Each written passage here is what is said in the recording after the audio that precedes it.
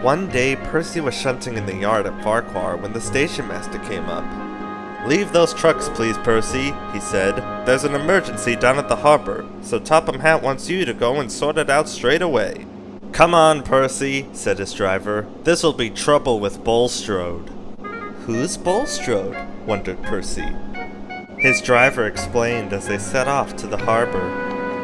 "Bulstrode is a disagreeable barge. He never stops complaining." His driver was right about Bulstrode. Today the barge was more bad-tempered than ever. Come on, he shouted.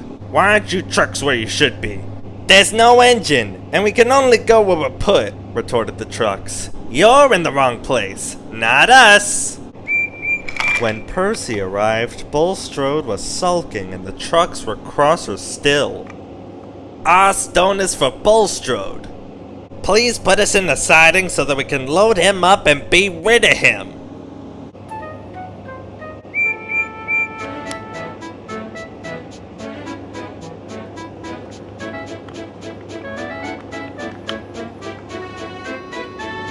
But the trucks were being careless. As Percy was lining them up, they burst through some buffers. "Help! Help!" they wailed. But it was too late.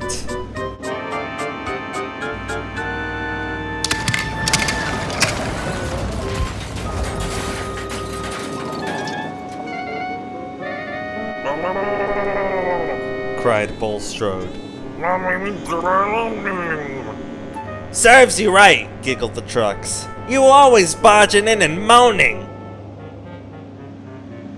It took a very long time to clear the mess. Percy watched as Bulstrode was towed away.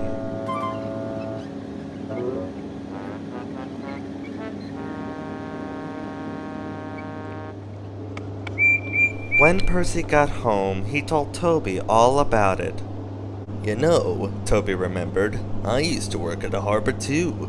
I'm too old now to dash about like I did then. Backwards and forwards all day long between the harbor and the big station, with never any chance of a holiday. But I did go to the seaside once, for a while at any rate." Long ago, Toby had worked at a harbor with several of his brothers. The harbor had been busy, and the engines were kept bustling about, but Toby never really had the chance to exercise his pistons properly until he got his own line to run on. His driver and fireman had been so excited when they came to work one day. "We've been promised a trip to the seaside," they said. "What do you mean?" asked Toby. "There's a seaside village near here," explained the driver, "where they have a festival each year. Lots of people come to it, and one of the organizers thinks it would be a good idea to have a display of engines at the station as an extra attraction. And you, Toby, are to be one of them." Toby went to the shed at the big station. He was given new paint, a new bell, and his brass work was polished until his driver could see himself in it. "You haven't looked so smart for years," he said. "I nearly didn't recognize you." They set out for the junction where the branch line to the village began. As they arrived, a train came in from the branch.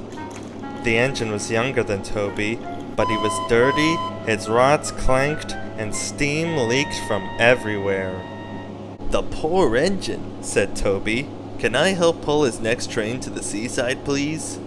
The station master agreed, so Toby was coupled in front.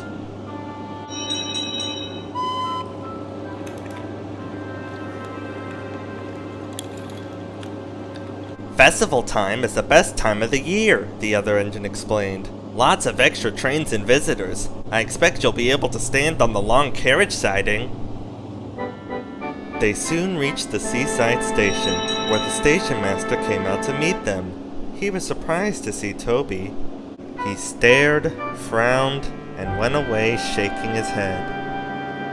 Next day, Toby was excited. He woke up early and saw the sea sparkling in the distance. White birds wheeled and swooped overhead, making loud mewing noises. I wonder what those birds could be, thought Toby. My driver should to know. I'll ask him when he gets here.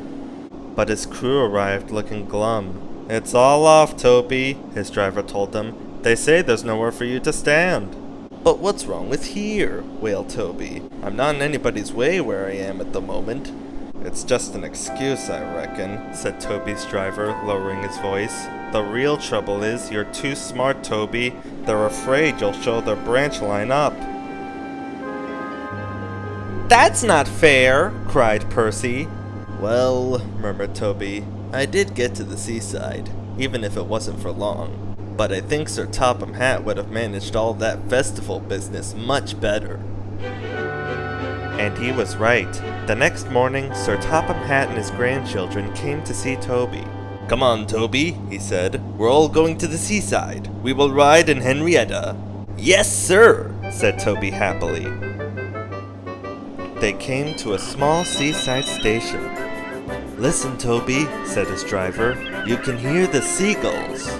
So that's what they are, laughed Toby. He was enjoying himself. At last he had his seaside holiday.